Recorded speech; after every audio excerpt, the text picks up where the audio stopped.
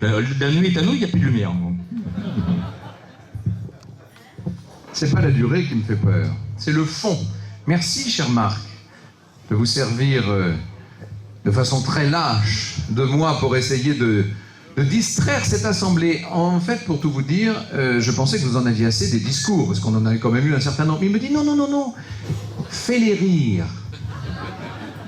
J'ai jamais fait ça de ma vie, moi. Et alors, effectivement,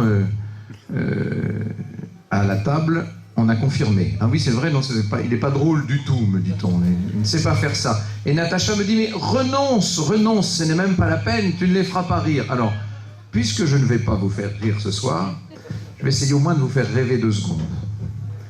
Et je vais essayer de faire plaisir à Karine, puisque n'ayant pas lu Proust, dit-elle, ou ne l'ayant pas lu suffisamment, je vais essayer de lui donner envie de rouvrir n'importe quel tome. On va prendre le premier, c'est-à-dire le premier tome de La Recherche du temps perdu, c'est évidemment du côté de chez Swann.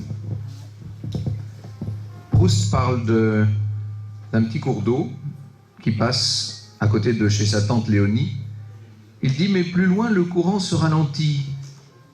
Il traverse une propriété dont l'accès était ouvert au public par celui à qui elle appartenait et qui s'y était complu à des travaux d'horticulture aquatique, faisant fleurir dans les petits étangs que forme la Vivonne de véritables jardins de nymphéas.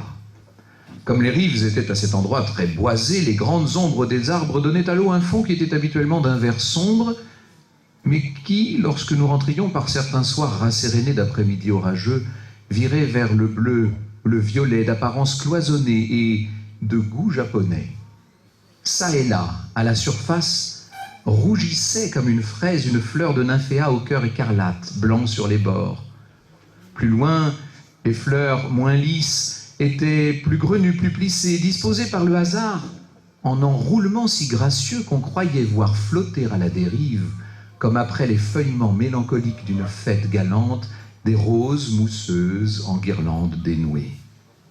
Plus loin, un coin semblait réservé aux espèces communes qui montraient le blanc et le rose propret de la julienne, lavé comme de la porcelaine avec un soin domestique, tandis qu'un peu plus loin, serrées les unes contre les autres en une véritable plate-bande flottante, on eût dit les pensées des jardins qui étaient venus serrer comme des papillons leurs ailes bleuâtres et glacées sur l'obliquité transparente de ce parterre d'eau, de ce parterre céleste aussi, car il donnait à l'eau un fond d'une couleur plus émouvante que la couleur des fleurs elles-mêmes, et soit que pendant l'après-midi il fit étinceler sous les nymphéas le kaléidoscope d'un bonheur silencieux, attentif et mobile, ou qu'il s'emplit vers le soir, comme quelques pores lointains du rose et de la rêverie du couchant, changeant sans cesse pour rester toujours en accord autour des corolles de teintes plus fixes, avec ce qu'il y a de plus profond, de plus fugitif, avec ce qu'il y a d'infini dans l'heure. Il semblait les avoir fait fleurir en plein ciel. Ça, c'est Monsieur Proust. Ça, ce n'est pas moi.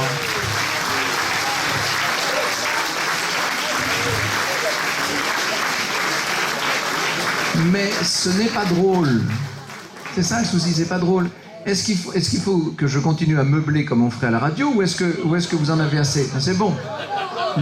La lumière est rallumée, les fours fonctionnent à nouveau. Eh bien voilà, finalement. Merci beaucoup.